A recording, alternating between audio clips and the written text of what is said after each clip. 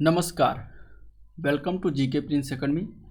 तो आज हम लोग इस वीडियो में बात करने वाले हैं रुक्मणी प्रकाशन के बुक की यूपी SSC लेखपाल भर्ती मुख्य परीक्षा के प्रैक्टिस सेट की। तो इसमें जो है टोटल 32 सेट दिए गए हैं। तो उसी में आज हम लोग पहला प्रैक्टिस सेट स्टार्ट करने वाले हैं, जो कि होगा मैथ का। ठीक है, मैथ का प्रैक्टिस सेट 1 होगा और इसमें जो है 25 क्वेश्चन है और एग्जाम में यही 25 क्वेश्चन मैथ से आने वाले हैं। तो देखते हैं इस रुक्मणी प्रकाशन के बुक में किस तरीके से क्वेश्चन सेटअप किया गया है प्रैक्टिस सेट।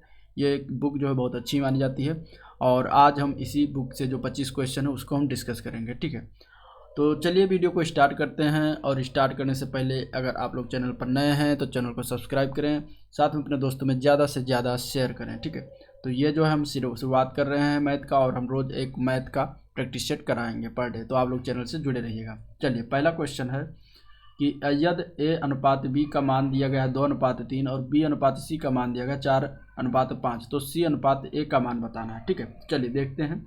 A/B को हम A/B लिख सकते हैं, यानी कि 2/3 हो जाएगा। और B/C इसको लिख सकते हैं, यानी कि 4/5 हम कर सकते हैं। हमें मान निकालना है C/A का। तो देखिए हम क्या करेंगे, A/B/C कर देंगे तो यहाँ पर 2/T 4/5 हो जाएगा। ठीक है, तो यहाँ से देखिए, अगर यहाँ से देखिए B से B कैंसिल हो जा रहा है तो यहाँ पे A/C बच रहा है और यहाँ पे क्या बच रहा है 4 दूनी 8, 5 तिया 15, A/C बराबर 8/15 हो रहा है। ठीक है, यानी कि इसको हम फिर वापस लिख सकते हैं C/A बराबर 15:8। तो इस तरीके से इसका आंसर जो हो जाएगा 15:8 हो जाएगा, जो कि बी पार्ट में दिया गया है। ठीक है, तो बी पार्ट इसका आंसर सही हो जाएगा। तो इस तरीके से इसको लगाया जाता है, आंसर आ गया। चलिए अगला क्वेश्चन देखते हैं। और हाँ, एक बात, ग्रामीण प्रवेश की जो है मैं प्रैक्टिस सेट करा रहा हूँ इसी बुक का, तो आप लोग उसको देखिए। लगभग 12 प्रैक्टिस सेट हो चुका है, तो रोज़ एक प्रैक्टिस सेट हो रहा है और इसमें टोटल 30 प्रैक्टिस सेट हैं, तो 12 हो ही चुका है। बाकी बचा जो 18 वो भी हो जाएगा। और जो है ग्रामीण प्रवेश का अगर आपको थ्योरी पढ़ना है तो थ्योरी में मैंने यूथ का जो है पब्लिकेशन का बुक जो है करा दिया पूरा थ्योरी, जो कि बहुत ही अच्छी बुक है, बहुत अच्छा उसने लिखा हुआ है। ठीक है, इसके बाद घटना चक्र का ग्रामीण प्रवेश करवा दिया गया है पूरा थ्योरी, और परीक्षा मंथन का भी, तो तीनों बुक करवा दिया। आप लोग जाके चैनल पेज पर जाके देख सकते हैं। ठीक है, नेक्स्ट क्वेश्चन है, रवि ने अपनी पुरानी मोटरसाइकिल को उसकी 20% की कीमत पर बेचकर एक नई कार ले ली। ठीक है, और इसके लिए उसे 2 लाख रुपए की जगह 1,90,000 ही खर्च करने पड़े। तो रवि ने मोटरसाइकिल कितने की खरीदी थी ये बताना। ठीक है, देखिए अब हम इसमें अगर हम बात करें तो मोटरसाइकिल के विक्रय मूल्य की बात करें, यानी कि सेलिंग प्राइस की बात करेंगे, तो कितना हो जाएगा। तो 2 लाख की जगह 1,90,000 में उसको खर्च करना पड़ा, यानी कि 2 लाख में से अगर हम 1,90,000 घटा देंगे तो जो आएगा मान वो हो जाएगा विक्रय मूल्य का मान। ठीक है, तो कितना आएगा टोटल 10,000 रुपये। तो 10,000 विक्रय मूल्य हो गया। हमें निकालना क्या है, खरीदी थी, यानी कि क्रय मूल्य निकालना है। तो अब हम अगर बात करें क्रय मूल्य की, तो क्रय मूल्य कैसे निकालेंगे, यानी कि CP कॉस्ट प्राइस। तो 20% कीमत पर बेच कर एक नई कार ले ली, तो 10,000 का हम 20% निकाल लेंगे। ठीक है, 10,000 का हम 20% निकाल लेंगे, यानी कि 100/20। ठीक है, क्रय मूल्य निकालते हैं तो 100/20 कर देते हैं। तो इस तरीके से जो आएगा वो क्रय मूल्य का मान हो जाएगा। यहाँ से 2 कट जाएगा, यहाँ से 2 काटेंगे, 2 पंचे 10, तो आपका आ जाएगा ये 50,000 रुपये। ठीक है, तो इस तरीके से उसने कितने में मोटरसाइकिल खरीदी थी, 50,000 रुपये में आ गया। तो इसका आंसर जो है बी पार्ट हो जाएगा 50,000 रुपये। तो इस तरीके से इस क्वेश्चन को लगाते हैं। अगला क्वेश्चन देखते हैं। तो संख्या दिया गया है ये, और इसमें x बीच में दिया गया है और कह रहा है कि 11 से विभाज्य होगी यदि x का न्यूनतम मान हो। अभी मैं बताना कि x का कौन सा हम न्यूनतम मान रख दें जिससे ये संख्या पूरी 11 से विभाज्य हो जाए। तो देखिए 11 से विभाजित होने के नियम की अगर बात करें तो किसी संख्या के सम और विषम स्थान को जो है जोड़कर घटाने से जो है उसका संख्या, वह संख्या जो आएगी जोड़ने के बाद घटाने से जो संख्या आए वह 0 अथवा 11 के गुणज में जो हो, तो वो संख्या पूरी की पूरी जो है विभाजित हो जाती है। ठीक है, तो देखिए इसके अगर हम सम की बात करेंगे तो विषम की बात करेंगे तो 9 + 8 + 7 एक ब्रैकेट में हो जाएगा, और माइनस इधर सम की बात करेंगे तो x + 0 और +1 आ रहा है। ठीक है, तो इस तरीके से, और ये संख्या आनी चाहिए 0 अथवा 11 के जो है गुणज के रूप में आना चाहिए, यानी कि 22 होनी चाहिए, या फिर 22 के बाद 33 होनी चाहिए। इस तरीके से गुणज में होना चाहिए। तो अगर हम इसको घटाएं जोड़ें तो 9 8 17 और 7 24 माइनस x + 1 है तो माइनस लगा है तो x - 1 दोनों जगह हो जाएगा। अब यहाँ पे 0 अथवा ये पॉइंट होना चाहिए, ठीक है, आना चाहिए। तो 24 माइनस एक्स माइनस 1, तो इसको और सॉल्व कर लेते हैं तो आ जाएगा 23 माइनस एक्स बराबर। अब देखिए 23 आया तो अगर हम 0 रखते हैं तो x का मान आ जाएगा 23, जो कि यहाँ पे पॉसिबल नहीं होगा, ठीक है। इस तरीके से हम 11 के गुणज में रखेंगे तो 22 अगर हम रखते हैं तो इसको अगर हम घटाते हैं तो 23 माइनस 22 हो जाएगा, इसका मान 1, ठीक है। तो इस तरीके से यहाँ पर -1 हो जाएगा और x बराबर 1 का मान x बराबर 1 जो है इसका मान हो जाएगा, जो कि अगर हम यहाँ पे 1 रख देंगे इसकी जगह पे तो जो है ये 11 से विभाजित हो जाएगी। तो इस तरीके से इसका आंसर जो है डी पार्ट से ही हो जाएगा। तो डिविजिबिलिटी का नियम लगा है। नेक्स्ट क्वेश्चन देखते हैं।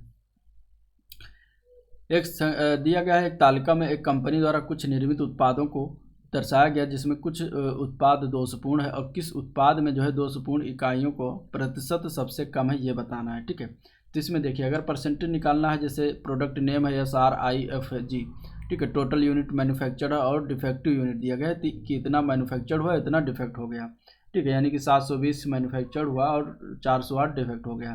तो इसमें बताना है कि किस में सबसे कम जो है डिफेक्शन, मतलब क्या कहते हैं कि दोषपूर्ण इकाई है या डिफेक्टिव पीस हैं, ठीक है। तो अब देखिए अगर हम इसको बारी बारी से निकालेंगे तो परसेंटेज निकाल लेते हैं।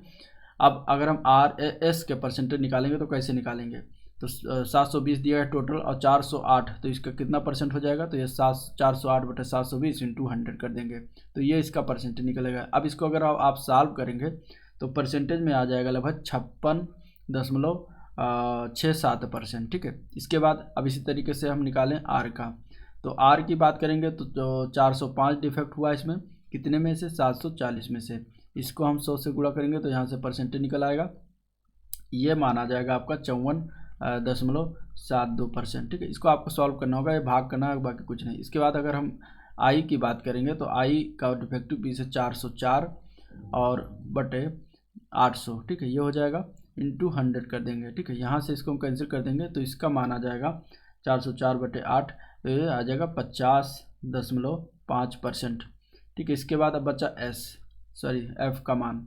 F के मान की बात करेंगे तो F के मान में जो है दिया गया है 402 डिफेक्ट पीस और 760 में से टोटल में से, तो इसको भी हम परसेंटेज में निकाल लेंगे तो इस तरीके से इसका मान आ जाएगा लगभग 52% के आसपास, 52.9%, ठीक है। इसके बाद हम G का मान निकालेंगे तो G का मान हो जाएगा 402 डिफेक्ट हुआ है और 750 में से इंटू 100 कर देंगे, यहाँ से एक कैंसिल करेंगे तो इसका मान आ जाएगा लगभग 53.6%। अब देखिए इसमें 53.6% आया, इसमें 52.9, इसमें 50.5, इसमें 54.5 और इसमें जो है 56.67%। तो सबसे कम किसका है, I का है 50.5%। तो इस तरीके से इसका आंसर जो हो जाएगा वो बी पार्ट से हो जाएगा, उत्पाद I का जो है सबसे कम परसेंटेज आ रहा है डिफेक्टिव में, ठीक है। तो इस तरीके से इसको आंसर निकालेंगे। अब अगला क्वेश्चन देखते हैं। दिया गया किसी बहुफलक के 30 किनारे व 12 फलक हैं, तो इस बहुफलक के शीर्षों की संख्या क्या होगी। बहुफलक में जैसे घनाभ, ये जो कमरे का जो एक शेप होता है इसको हम बहुफलक कहते हैं, ठीक है। इसके जो शेप, इसका जो क्या कहते हैं कि चारों ओर जो इसका मतलब होता है ना, तो इसको हम बहुफलक कहा जाता है। इसके किनारे और फलक, इसको फलक कहते हैं, जो शेप होता है। जैसे एक घन या घनाभ में कितने फलक होंगे, तो 6 फलक होते हैं, ठीक। तो इस तरीके से कोई बहुफलक है और उसमें 12 फलक हैं और 13 किनारा है, तो उसमें बताना है कि शीर्षों की संख्या क्या होगी। तो इसका एक फार्मूला होता है, उसको आप लोग देख लीजिए। फलक बराबर होता है, फलक बराबर होता है किनारा माइनस शीर्ष, किनारा माइनस शीर्ष प्लस 2, ये होता है इसका फार्मूला, ठीक है। अब इस फार्मूले पे हम रख देंगे, तो इस फार्मूला किनारा माइनस शीर्ष प्लस 2, तो इसमें फलक दिया गया है 12, किनारे का मान जो है 30 है, शीर्ष का मान निकालना है और प्लस 2 कर देना, ठीक है। इसके बाद अब इसमें शीर्ष हम करेंगे, थोड़ा सा पक्षांतर कर लेंगे तो आसानी से इसको सॉल्व कर लेंगे, ठीक है। तो 30 2 32 हो जाएगा, यहाँ पे माइनस 12 हो जाएगा और इस तरीके से इसको घटाएंगे तो 20 आ जाएगा। इस तरीके से शीर्षों की संख्या इसमें हो जाएगी टोटल 20। तो इस तरीके से ये आप फार्मूला याद रखिएगा तो आंसर इसका जो है निकल आएगा, ठीक है। नेक्स्ट क्वेश्चन देखते हैं। दिया गया है एक समचतुर्भुज का परिमाप जो है 52 सेंटीमीटर है और इसका एक विकर्ण जो है 24 सेंटीमीटर है, तो दूसरे विकर्ण की लंबाई। अब समचतुर्भुज कैसे होता है, समचतुर्भुज में जो है दो संख्याएं पैरेलल, मतलब उसकी पैरेलल होती है, आमने सामने की भुजाएं जो है, और उनके विकर्ण जो है एक दूसरे को 90 डिग्री पर विभाजित करते हैं, ठीक है। जैसे कि ये देखिए इस तरीके से हो गया मान लीजिए। अब ये जो है विकर्ण हो गया, विकर्ण दोनों को मान लीजिए ओ पर विभाजित करते हैं और इनके बीच का जो कोण बनता है वो 90 डिग्री बनता है, तो उन्हें समचतुर्भुज कहा जाता है, ठीक है, कहा जाता है। तो ये हो गया। अब इसमें कहा गया है कि इसका परिमाप मानी कि इन चारों की जो योग होगा भुजाओं का वो परिमाप कहलाता है, यानी कि 4AB के लेंगे तो इसमें 52 को हम क्या कहते हैं कि 4 से हम डिवाइड करेंगे तो एक भुजा का मान निकल आएगा 13 सेंटीमीटर। तो एक भुजा का मान हो गया 13 सेंटीमीटर। इस तरीके से इसका परिमाप कितना बनेगा 52 सेंटीमीटर। अगर इसका कोई एक विकर्ण जो है 24 सेंटीमीटर, यानी कि मान लेते हैं हम ये AB जो है इसका विकर्ण है AB, तो ये है 24 सेंटीमीटर।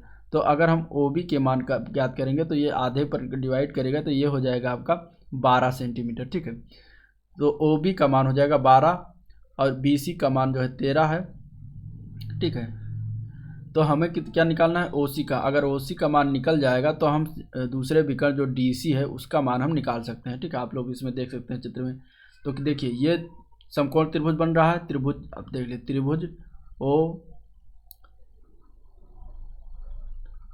त्रिभुज BOC समकोण त्रिभुज बन रहा है जिसमें O जो है समकोण है, ठीक है, 90 डिग्री है। तो अब इसमें पाइथागोरस प्रमेय लगा देंगे त्रिभुज BOC में। तो इसमें क्या हो जाएगा 13 का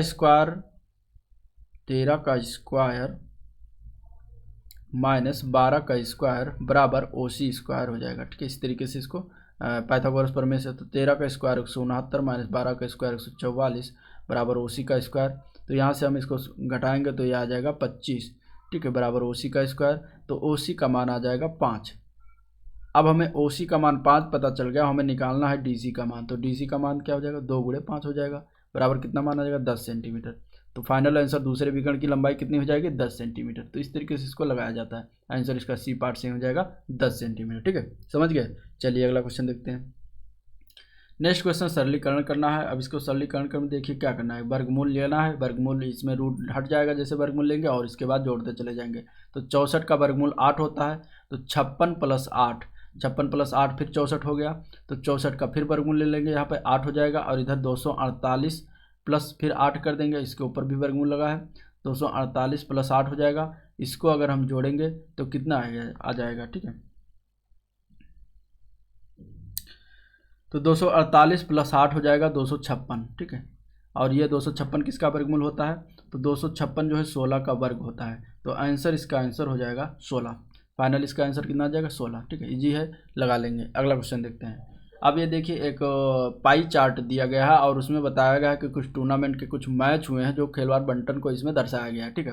अब हमें इस तरीके से इसका आंसर क्या देना है कि यदि कुल 300 मैच खेले गए हों इसमें, तो हमें बताना है कि फुटबॉल के कितने मैच खेले गए। अब फुटबॉल का परसेंटेज की बात करेंगे तो फुटबॉल का परसेंटेज कितना है 17% खेला गया है फुटबॉल, ठीक है। तो इसमें से देखिए हमें बताना कि कितने मैच खेले गए, परसेंटेज में दिया गया है। तो अगर हम मैचों की बात करेंगे तो कैसे निकालेंगे, तो 17% है यानी कि 17/100, टोटल कितना है 300 मैच खेला गया, तो इसमें गुणा कर देंगे और इसको हम सॉल्व कर लेंगे तो आ जाएगा 17×3 = 51। तो टोटल 51 मैच जो है फुटबॉल के खेले गए, जो कि ऑप्शन ए में दिया गया है और इसका आंसर यही ए पार्ट से है। अब देखिए इसमें से अगर आपको चेस का पूछा जाए तो 8% दिया गया है, तो इसे ऐसे ही कर लेंगे 8/100 × 300, तो चेस का निकल आएगा। इसके बाद बॉक्सिंग का दिया है 26%, तो आपको इसे निकलना है। मतलब इसमें से कोई भी अगर पूछेगा तो उसका परसेंटेज का बटा 100 कर देंगे, इंटू कुल मैच जो दिया गया है उसमें गुणा कर देंगे और सॉल्व कर लेंगे, उसका मान निकल आएगा, ठीक है। तो इस तरीके निकाल सकते हैं, इसका आंसर ए पार्ट सही हो जाएगा। अगला क्वेश्चन देखते हैं। दिया गया किसी भिन्न का अंश इसके हर से 2 कम है, ठीक है, और यदि अंश में 2 घटाया जाए तो हर में 2 जोड़ा जाए तो नई भिन्न जो प्राप्त होती है वो 1/3 होती है और मूल भिन्न हमें ज्ञात करना है। तो देखिए इसको 2 तरीके, एक तो होता है फार्मूला मतलब बेसिक विधि लगा लीजिए, एक होता है ऑप्शन विधि। तो देखिए अगर मान लेते हैं हम हर जो है इसका वो है x, तो अंश कितना हो जाएगा, प्रश्न के अनुसार अंश हो जाएगा, अंश जो है इसके हर से 2 कम है यानी कि x - 2 हो जाएगा अंश। अब इसको हम भिन्न बना लेते हैं, तो x - 2/x ये भिन्न हो गया। अब ये कह रहा है कि यदि अंश में 2 घटाया जाए तो 2 घटा देते हैं और हर में 2 जोड़ा जाए तो इसमें 2 जोड़ देते हैं, तो ये भिन्न कितनी हो जाती है 1/3, ठीक है। इसको सॉल्व कर लेते हैं, तो x - 4/x + 2 = 1/3, क्रॉस मल्टीप्लाई करेंगे तो 3x - 12 बराबर हो जाएगा x + 2, ठीक है। इधर उधर पक्षांतर करेंगे तो 3x में से 1 जाएगा तो बचेगा 2x और उधर जाएगा तो ये हो जाएगा 14, तो x का मान आ जाएगा फाइनल 7। अब x का मान 7 आ गया, हमें मूल भिन्न ज्ञात करना है। तो मूल भिन्न ज्ञात करने के लिए क्या करेंगे, जो हमने मूल भिन्न बनाया था x - 2 बटे जो है x, ये मूल भिन्न था हमारा, इसमें हम x का मान रखेंगे। तो 7 में से 2 गए 5 बटे 7, तो हमारा आंसर जो हो जाएगा वो सी पार्ट से हो जाएगा 5 बटे 7। ठीक है, इस तरीके से इसको निकाला जाता है। नेक्स्ट क्वेश्चन देखते हैं। 7 संख्याओं में प्रथम 4 संख्याओं का औसत 4 है और अंतिम 4 संख्याओं का औसत 3 है। तो इन सभी संख्याओं का औसत जो है 3 है, तो चौथी संख्या क्या है यह बताना है। ठीक है, तो देखिए चौथी संख्या अगर हम ज्ञात करेंगे, फोर्थ नंबर, तो क्या करेंगे, 4 संख्याओं का औसत 4 है, तो 4 गुणे 4, ठीक है, प्लस अंतिम 4 संख्याओं का औसत 3 है, तो 4 गुणे 3। ठीक है, ये हो गया टोटल। इसके बाद क्या कह रहा है कि इन सभी संख्याओं का, यानी कि 4 ये और अंतिम 3 4, यानी कि 4 3 7, तो 7 संख्याओं का औसत जो है वो 3 है। तो इस तरीके से इसको 3 से गुणा कर देंगे और इसको हम सॉल्व कर लेंगे, तो 28 ही आ जाएगा। 28 - 21, तो अंतिम संख्या कौन सी हो जाएगी, सॉरी चौथी संख्या कौन सी हो जाएगी, 7 हो जाएगी। तो 28 - 21 बराबर 7, तो आंसर इसका सी पार्ट से हो जाएगा 7। अगले क्वेश्चन है आंकड़ों का मध्यिका हमें ज्ञात करना है कि क्या होगा इस सीरीज का। तो मध्यिका की बात करेंगे तो सबसे पहले हम इसको आरोही क्रम में, यानी कि बढ़ते हुए क्रम में लिखेंगे। तो सबसे पहली संख्या इसमें 8 हो जाएगी, सबसे छोटी संख्या। उससे बड़ी संख्या हो जाएगी 12, फिर उससे बड़ी संख्या 13 है, फिर इसके बाद 14 है उससे बड़ी संख्या, फिर इसके बाद इसमें जो है उससे बड़ी संख्या 17 है, फिर इसमें जो है बड़ी संख्या 18, 18 2 बार है, इसके बाद आता है 19, इसके बाद आता है 21, फिर आता है 25। ठीक है, ये हो गया आरोही क्रम है। अब हमें पदों की संख्या अगर हम गिने ये टोटल, तो ये कितना है, ये टोटल 10 है पदों की संख्या। ठीक है, अब देखिए 10 है यानी कि सम है, तो सम का जो हम माध्यिका निकालते हैं, तो सम का माध्यिका निकालने के लिए फार्मूला होता है n/2वां पद, n/2वां पद प्लस n/2 + 1वां पद। ठीक है, अपान 2, ये होता है इसका जो है फार्मूला मध्यिका निकालने का। तो n मान 10 है, n का मान 10 है इसमें, तो n सम है, तो 10/2 यानी कि 5वां पद हो जाएगा। ठीक है, इसके बाद n/2 माने 5 + 1 6, यानी कि 6वां पद, 6वां पद हो जाएगा और बटे 2 हो जाएगा। तो 5वां पद और 6ठा कितना हो जाए, तो गिन लेते हैं 1 2 3 4 5, 5 और 6, 5 6 ये 8, 17 + 18 आ जाएगा ना। तो इसमें लिख देते हैं 17 + 18/2, ये हो जाएगा आपका 35/2। ठीक है, और इसको हम अगर सॉल्व करेंगे तो 35/2 को जो हो जाएगा, इसका मान आ जाएगा 17.5। तो इसकी मध्यिका कितनी हो जाएगी, 17.5, यानी कि ए पार्ट से हो जाएगा 17.5। ठीक है, तो इसमें देखिए अब ये हो गया फार्मूला बेस। अब अगर हमें डायरेक्ट निकालना है, तो अगर इसको गिनते अगर सम आ रहा है, तो जो बीच की 2 संख्या होती है उसी को जो है जोड़ के बटे 2 कर देंगे, तो ये मान जो है मध्यिका निकल आएगी। ठीक है, और अगर विषम आ रहा है तो इधर से उतनी संख्या और इधर से उतनी संख्या छोड़ देंगे, बाकी बीच की जो संख्या हो जाएगी वही जो है विषम मध्यिका हो जाती है। तो इस तरीके से इसको निकालते हैं। अगला क्वेश्चन देखते हैं। 2 संख्याओं का महत्तम समापवर्तक और लघुत्तम समापवर्तक क्रमशः 12 और 600 हैं। यदि एक संख्या 24 हो तो दूसरी संख्या क्या होगी ये बताना है। यदि अब इसे दिया गया है कि इसका फार्मूला होता है महत्तम समापवर्तक गुणे लघुत्तम समापवर्तक, LCM × SCF बराबर पहली संख्या गुणे दूसरी संख्या। इस तरीके से इसका फार्मूला तो इसमें रख देंगे, इजी है। 12 गुणे 600 इधर हो जाएगा, बराबर पहली संख्या दिया गया, दूसरी संख्या में निकालना है। ठीक है, तो इसको अब कैंसिल करेंगे, 12 दूना 24, 2 तो यहाँ 300, तो दूसरी संख्या कितनी हो जाएगी, 300 हो जाएगी। तो ये इजी है, इस तरीके से निकल आता है आंसर इसका जो है बी पार्ट से हो जाएगा 300। अगला क्वेश्चन देखते हैं। 2 वृत्तों की परिधियों का अनुपात दिया गया है A/B और उनके क्षेत्रफल का अनुपात पूछा गया कि कौन सा होगा। तो परिधि दिया गया, अगर मान लीजिए परिधि जो है, परिधि का अनुपात, तो परिधि क्या अनुपात, वृत्त की परिधि का सूत्र क्या होता है, तो 2πr। ठीक है, हम मान लेते हैं त्रिज्या r1 और दूसरे वृत्त की त्रिज्या r2 है, इस तरीके से मान लेते हैं। तो देखिए एक पहली का परिधि क्या हो जाएगा, 2πr1 बटे दूसरी परिधि का क्या हो जाएगा, 2πr2 हो जाएगा। ठीक है, और इसका मान दिया गया A/B, ये हो जाएगा, लिख देंगे यहाँ से 2π कैंसिल हो जाएगा, r1 बटा r2 का मान हो जाएगा A/B। ठीक है, ये हो गया। अब इसके बाद क्षेत्रफल का फार्मूला क्या होता है, πr²। तो पहले वृत्त का क्षेत्रफल हो जाएगा πr1²। ठीक है, और दूसरे वृत्त का क्षेत्रफल हो जाएगा πr2²। इसका मान हमें निकालना है, यहाँ से हम पाई कैंसिल हो जाएगा।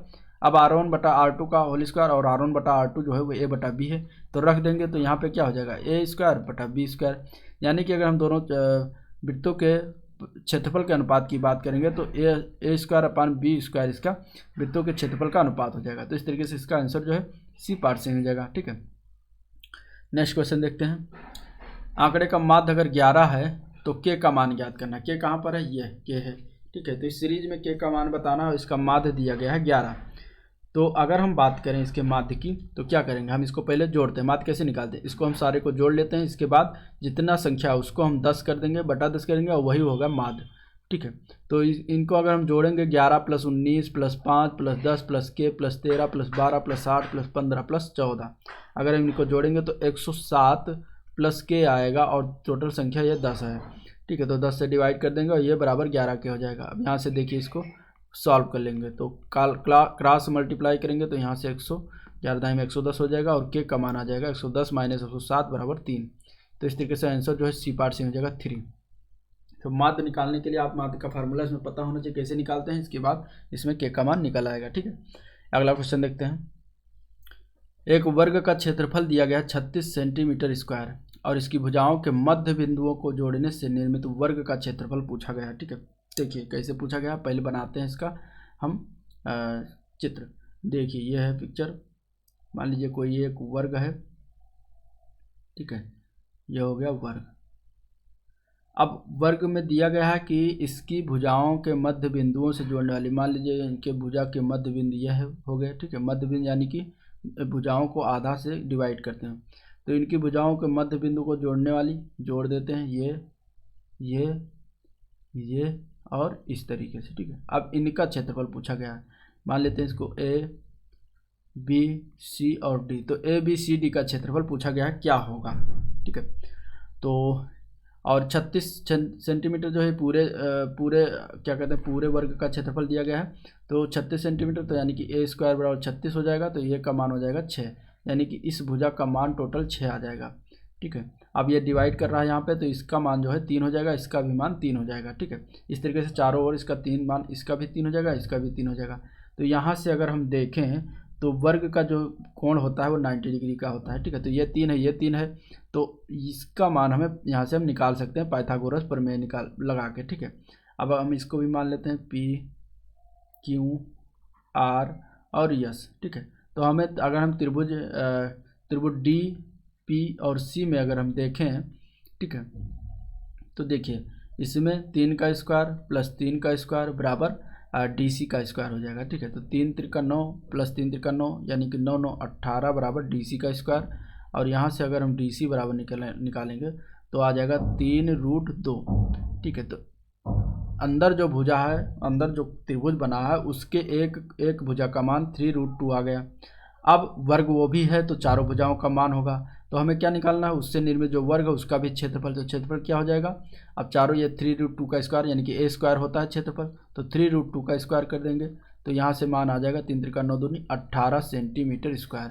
तो अंदर जो ये वर्ग बना इसका कितना हो जाएगा क्षेत्रफल, तो 18 सेंटीमीटर² हो जाएगा। आंसर इसका D पार्ट सही हो जाएगा। ठीक है।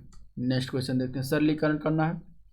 देखिए सिंप्लीफिकेशन करने के लिए सबसे पहले हम ब्रैकेट को लेंगे, ब्रैकेट के अंदर यहाँ पे सॉल्व करेंगे 5 - 2, तो यहाँ पे 3 आ जाएगा, 3 और फिर इसके बाद इसके बाहर -5 लिखा है गुणे में, तो 5 × 3 करेंगे तो ये हो जाएगा -15 और इसके बाद भाग यहाँ पे लगा हुआ है ब्रैकेट के अंदर, तो 15 - 10 -15 भागे 10 यानी -15/10 हो जाएगा।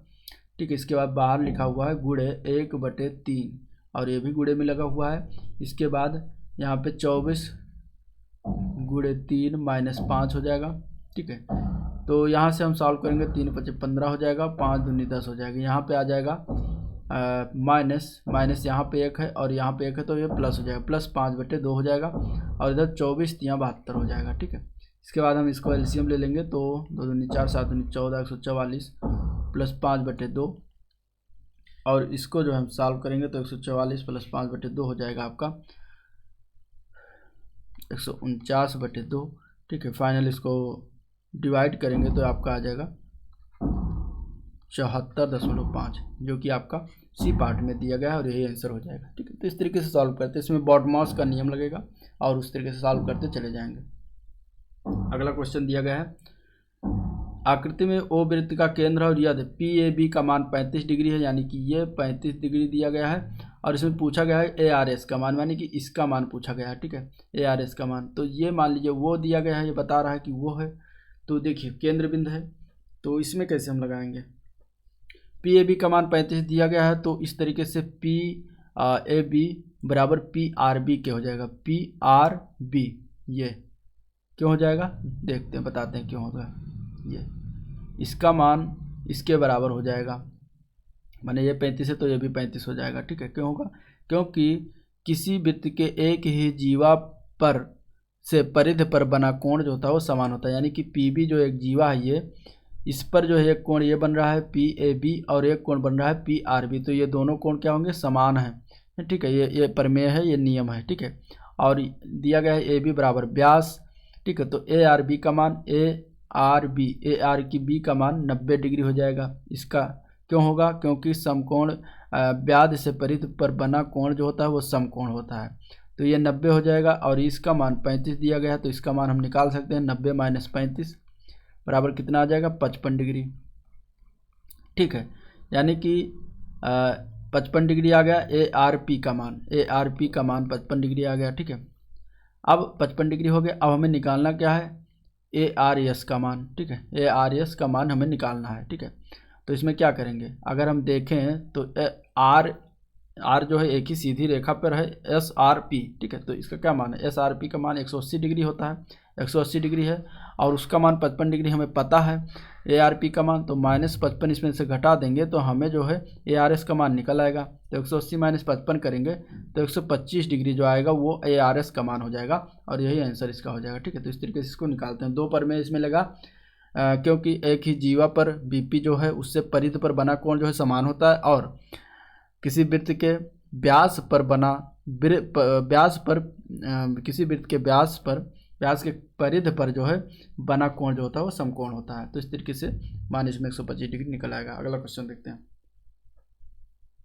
दिया गया परीक्षा में मोहित ने पूर्णांक में से 30% अंक प्राप्त किए लेकिन 25 अंकों के से अनुत्तीर्ण हो गया, यानी कि फेल हो गया। और एक अन्य छात्र जिसने 38% अंक प्राप्त किया और उत्तीर्ण होने के लिए उसे आवश्यक अंकों से 15 अंक अधिक मिले। तो उत्तीर्ण होने के लिए आवश्यक अंक परसेंटेज ज्ञात करना। ठीक है, तो देखिए फेल अगर हम बात कर लेते हैं इसमें उत्तीर्ण होने के लिए आवश्यक अंक की बात करें, यानी कि पास होने के लिए, तो देखिए 30% जो पाया और 25 अंकों से उत्तीर्ण हो गया, तो यानी इसमें अगर हम 25 और जोड़ देंगे तो वो पास हो जाता। ठीक है, ठीक। और इस तरीके से सर अगर दूसरे छात्र की देखें तो उसने 38 अंक उसे मिला और वो 15 अंक अधिक पाया, यानी कि अगर हम 15 अंक उसमें से घटा देंगे तो पासिंग मार्क मिल जाएगा हमें। तो ये दोनों पासिंग मार्क हुए, इसको हम बराबर कर देंगे। अब यहाँ से इसको हम सॉल्व करेंगे तो 25 और 15 हो जाएगा 40 और इधर अगर जाएगा तो ये 8% बचेगा। तो 8% बराबर 40, तो यहाँ से 1% अगर हम निकालेंगे तो 40/8 आ जाएगा और यहाँ से अगर हम 100% निकालेंगे तो 40/8 × 100 हो जाएगा। ठीक है, तो यहाँ से हम कैंसिल करेंगे तो ये आपका आ जाएगा 500, जो कि ये पूर्णांक होता है। पूर्णांक कितना होता है? 100% होता है, तो पूर्णांक हमको मिल गया 500। अब हमें निकालना क्या? उत्तीर्ण होने के लिए आवश्यक अंक परसेंटेज निकालना। तो पहले हम उत्तीर्ण अंक निकालेंगे, तो ये जो 500 आया है इसी में से कोई एक, दोनों में से कोई एक मान में रख देंगे। तो कैसे निकलेगा? तो 500 का 30%, 500 का 30% यानी कि 30/100 प्लस 25 कर देंगे। तो यहाँ से जो है हमें उत्तीर्ण अंक निकल आएगा 25, तो ये आ जाएगा 175, यानी कि अगर 175 नंबर पाएंगे तो हम पास हो जाएंगे, पासिंग मार्क आ गया। अब हमें पूछ रहा है इसका परसेंटेज कितना होगा 175 का, तो टोटल 500 है तो 175 पाने के लिए तो 175/500 और × 100 कर देंगे तो हमें पासिंग मार्क परसेंटेज पता चल जाएगा। ठीक है, तो यहाँ से पासिंग मार्क 5 या 15 2 5 25 35% अगर पा जाएंगे तो पासिंग मार्क होता है इसके अनुसार। तो आंसर इसका बी पार्ट से हो जाएगा 35%। ठीक है, इस तरीके से इसको लगाते हैं। अब अगला क्वेश्चन देखते हैं। यदि 10 क्रमागत घंटों के दौरान एक रेलगाड़ी की चालें जो बताएंगे A1 A2 और ऐसे करके A10 तक, तो रेलगाड़ी की औसत चाल बताना क्या होगा। तो औसत चाल का फार्मूला जो होता है वो क्या होता है? जितनी भी चालें हैं उसको जोड़ लेते हैं और इसके बाद जो घंटा दिया गया है उसको भाग कर देते हैं तो उसका औसत चाल आ जाएगा। और ठीक है, तो देखिए इसमें अगर हम एवरेज स्पीड की बात करेंगे, एवरेज स्पीड, तो जितनी भी चालें हैं A1 + A2 + A3 n + A4 n + A10, ठीक है, इसको जोड़ लेंगे और कितना घंटा दिया गया? 10, तो 10 से इसको डिवाइड कर देंगे तो ये हो जाएगा औसत चाल। और ये बराबर किसके होगा? सभी चालों का समानांतर माध्य, सभी चालों का समांतर माध्य होता है, जो कि इसमें दिया गया समांतर माध्य कहाँ? ये फार्मूला दिया गया है। एक तरीके से आप इसको रट लीजिए कि A1 A2 A3 डाटा से A10 का जो है समांतर माध्य निकाल लेंगे तो वो उसका औसत चाल निकल आएगा। नेक्स्ट क्वेश्चन है, एक बाल्टी में दूध और पानी को 2:1 में मिलाया जाता है और यदि दूध और पानी का अनुपात 1:2 करना हो तो मिश्रण में पानी की कितनी मात्रा मिलाई जानी चाहिए। तो देखिए, अगर हम बात करते हैं एक बाल्टी में जो है दूध और पानी की मात्रा 2:1 है, ठीक है। तो देखते हैं इसमें दूध कितना हो जाएगा, 2:1 है यानी कि 2/3 हो जाएगा इसमें दूध, ठीक है। और पानी कितना हो जाएगा, पानी की बात करेंगे तो 1/3 हो जाएगा। 3 कहाँ से है, तो 2 और 1 को जोड़ लेंगे, इसके बाद डिवाइड करेंगे तो अलग अलग उसका क्वांटिटी बता देगा। अब इसमें माना कि x बाल्टी जो है पानी मिलाएगा, x बाल्टी पानी मिलाएगा, ठीक है। बाल्टी में बताना तो x बाल्टी पानी हम मान लेते हैं। तो अब क्या होगा, पानी मिलाया गया है तो यानी कि 2/3 जो दूध था वैसे था सेम, 1/3 प्लस इसमें x और मिला दिया गया तो ये हमें मिल गया 1/2। इसको सॉल्व कर लेंगे तो पहले हम एलसीएम लेंगे तो 2/3 और यहाँ पे एलसीएम हो जाएगा x1 + 3x/3, ठीक है, बराबर हो जाएगा 1/2। यहाँ से 3 से 3 कैंसिल हो जाएगा, आपका यहाँ पर बचेगा 2/1 + 3x बराबर 1/2। अब इसको क्रॉस मल्टीप्लाई कर लेंगे, क्रॉस मल्टीप्लाई करेंगे तो 2 दूनी 4 बराबर 1 + 3x हो जाएगा। और यहाँ से अगर हम पक्षांतर करेंगे तो 3x बराबर 3 और x का मान यहाँ पर 1 आ जाएगा और x हमने माना था बाल्टी, तो 1 बाल्टी पानी मिलाया जाएगा जिससे कि 1/2 हो जाएगा। इस तरीके से आंसर इसका बी पार्ट से हो जाएगा, ठीक है। नेक्स्ट क्वेश्चन है, ग्राफ पर दिया गया है कुछ डाटा और उससे संबंधित क्वेश्चन करना है, ठीक है। 3 कंपनियां हैं x, y और z और इसके द्वारा अलग अलग वर्षों में पेपर उत्पादन से संबंधित जो है सारी चीज़ें दी गई हैं, आंकड़े दिए गए हैं और मात्रा जो दी गया लाख टन में दिया गया है, पेपर का उत्पादन भी लाख टन में दिया गया है, ठीक है। एक्स जो है ब्लैक कलर में है और वाई जो है वाइटिश कलर में है और जेड जो है थोड़ा डार्क कलर में, डार्क ब्लैक है, मतलब हल्का ब्लैक है। इस तरीके से इसको जान सकते हैं। 1996 से लेकर 2000 तक इसके मान दिया गया है, जो कि क्वांटिटी दिया गया है लाख टन में। अब दिया गया है क्वेश्चन देख लेते हैं, कंपनी एक्स द्वारा सभी वर्षों में किया गया कुल उत्पादन ज्ञात करना है।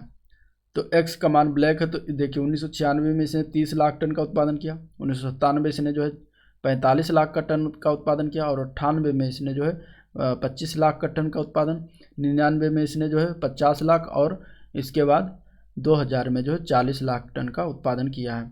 तो अगर हम बात करेंगे टोटल उत्पादन एक्स द्वारा किया गया तो इसको सभी को जोड़ लेंगे, यानी कि 30 + 45 + 25, ठीक है, +50 + 40 ये हो जाएगा। तो इसको अगर हम जोड़ेंगे तो 190 आ जाएगा, 190 लाख टन, और यही हमें पूछा गया था हमसे, तो आंसर इसका 190 हो जाएगा, ए पार्ट से ही है, ठीक है। नेक्स्ट क्वेश्चन इसी से संबंधित है कि वर्ष 1996 से 2000 के दौरान जो है किस कंपनी में उत्पादन आंकड़ों की सबसे कम परास है। तो परास की बात करेंगे अगर इसमें हम, तो देखिए 1996 में अगर हम बात करें एक्स परास की, एक्स परास मतलब एक्स परास में पूरे 1996 से लेकर 2000 तक हमें बात करनी है। तो अगर हम एक समझाते हैं कि परास जो होता है वो सबसे हाईएस्ट माइनस लोएस्ट करेंगे, सबसे हाईएस्ट उत्पादन किस साल हुआ उसके बाद लोएस्ट उत्पादन किस साल में हो उसको हम घटाएंगे तो परास निकल आएगा। तो अगर हम एक्स की बात करें तो सबसे हाईएस्ट एक्स का उत्पादन जो था वो 50 है और सबसे लोएस्ट उत्पादन जो है वो 25 है, ठीक है, ये पॉइंट। तो इस तरीके से एक्स का परास कितना हो जाएगा 50 - 25। तो इस तरीके से वाई का अगर हम निकालेंगे परास तो सबसे वाई का जो है सबसे हाईएस्ट उत्पादन ये भी 50 है ये, और इसके बाद सबसे लोएस्ट उत्पादन जो है वाई का वो भी एक 25 है, ठीक है। तो इस तरीके से वाई का 50 - 25 हो जाएगा परास, और इसके बाद फिर एक जेड का निकालेंगे तो जेड का सबसे हाईएस्ट परास है 45, ठीक है, 45 है ये। इसके बाद अगर हम वाई की और जेड का कम लोएस्ट परास बात करेंगे, लोएस्ट जो उत्पादन है वो है 35, और 35 जो मान है वो जो है लोएस्ट है जेड का, तो 45 - 35 तो जेड का परास हो जाएगा 10। तो इस तरीके से हम तीनों का परास यहाँ पर निकाल कर रखते हैं, ठीक है। तो एक्स का परास कितना हो जाएगा 50 - 25 बराबर हो जाएगा 25, ठीक है। इसके बाद वाई का परास की बात करेंगे तो 50 - 25 बराबर 25, और इसके बाद जेड की परास की बात करेंगे तो 45 - 35 बराबर 10। तो इस तरीके से इसमें सबसे कम परास किसका है, जेड का है। तो आंसर इसका जो है जेड हो जाएगा, सी पार्ट, ठीक है। अगला प्रश्न देखते हैं। अब यही उसी ग्राफ से दिया गया है कि किसी दिए गए कालखंड में सभी 3 कंपनियों के औसत उत्पादन की तुलना में किस कंपनी का औसत उत्पादन सबसे कम रहा, ये बताना है। तो अब हमें सब तीनों कंपनियों का औसत उत्पादन इसमें निकालना है, ठीक है। ये जो दिया गया है इसमें औसत उत्पादन निकालना है। अगर हम एक्स के औसत उत्पादन की बात करेंगे तो x को जितना भी ये मान आया है उसको हम क्या करेंगे, जोड़ के, और जितना मान है 1 2 3 4 5 5 से भाग कर देंगे तो इसका औसत। तो 190 आया था x का, अभी हमने जोड़ा था। तो इस तरीके से इसमें हम लिख देंगे x का औसत कितना हो जाएगा, 190/5। ठीक है, तो इस तरीके से इसको हम भाग करेंगे तो 38 लाख टन हो जाएगा x का मान। अब इसके बाद हम y का निकालते हैं। तो y का देख लेते हैं। y का मान दिया गया है 1996 में 25, इसके बाद 1997 में जो है 35, इसके बाद 98 में जो है 35, इसके बाद 99 में जो है दिया गया है 60। ठीक है, इसके बाद जो है 2000 में 50 दिया गया। तो इन सबकी को जोड़कर 5 से डिवाइड कर देंगे। ठीक है, तो देखिए y का मान इस तरीके से निकलेगा। तो 25 + 35 + 35 + 40 + 50 और बटे 5 कर देंगे। ठीक है, अब इसको हम अगर जोड़ेंगे तो ये आएगा 185/5 और फाइनल आ जाएगा मान 37 लाख टन। ठीक है, इसी तरीके से जेड का मान निकालेंगे। तो 35 + 40 जितना उत्पादन हो उसको जोड़ लेंगे सभी को, +35 और +35 और बटे कर देंगे 5 से। तो इसको अगर हम जोड़ेंगे तो आ जाएगा 190/5 और इसका मान भी 38 लाख टन आ जाएगा। तो इस तरीके से इसमें देखते हैं कि सबसे कम औसत उत्पादन किसका हुआ, 37 लाख टन, यानी कि वाई का हुआ है। तो आंसर इसका डी पार्ट से जाएगा, कंपनी वाई। ठीक है, इस तरीके से इसको निकालते हैं। अगला क्वेश्चन देखते हैं। मान दिया गया है x = 5 और y = 2। तो मान हमें निकालना है 4x⁴ 9y² - 12x² का मान ज्ञात करना है। तो अगर हम इसकी बात करते हैं तो ये क्या लिखा है, ये लिखा हुआ है 2x² - 3y²। ठीक है, a - b² का फार्मूला लगा देंगे इसमें। a² यानी कि 2x² यानी कि 2 दूनी 4 x² 4 हो जाएगा, यानी कि x⁴ प्लस b² यानी कि 3 त्रिका 9y² हो जाएगा, और -2ab यानी कि 3 दूनी 6 दूनी 12 x²y। ठीक है, यही मान आ गया। तो ये शॉर्ट फॉर्म में विस्तार में लिखा हुआ, इसको शॉर्ट फॉर्म में हमने लिख दिया। अब इसमें x और y का मान रख देते हैं। तो 2 × 5² यानी कि 25 - 3 × 2 और इसका होल स्क्वायर। तो 25 दूना 50 - 6 का होल स्क्वायर।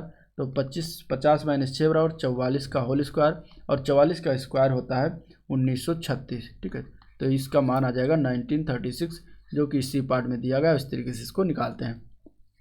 नेक्स्ट क्वेश्चन देखते हैं। दी गई तालिका के कक्षा के 50 छात्रों की लंबाई को दर्शाती है। ठीक है, अब इसमें हमें बताना क्या है, कितने छात्रों की लंबाई जो 151 सेंटीमीटर से अधिक है लेकिन 156 सेंटीमीटर से कम है।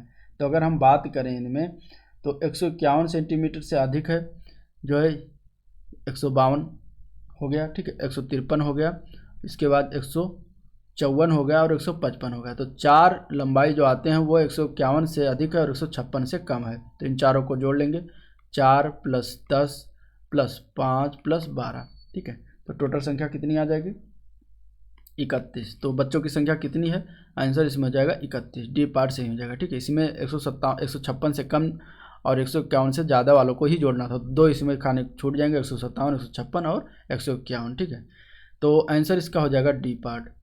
तो ये क्वेश्चन हो गया। तो ये था पूरा ओवरऑल 25 क्वेश्चन जिसका हम लोगों ने डिस्कशन किया। अगर वीडियो पसंद आया तो लाइक करिए, चैनल को सब्सक्राइब करिए और ज़्यादा से ज़्यादा अपने दोस्तों में शेयर करें। ठीक है, तो मैथ का प्रैक्टिस सेट 1 था जिसका हम लोगों ने सॉल्व किया। कैसा लगा आप लोग कमेंट करके फीडबैक दे सकते हैं। ठीक है, और मिलते हैं नेक्स्ट वीडियो में, तब तक के लिए थैंक यू, नमस्कार।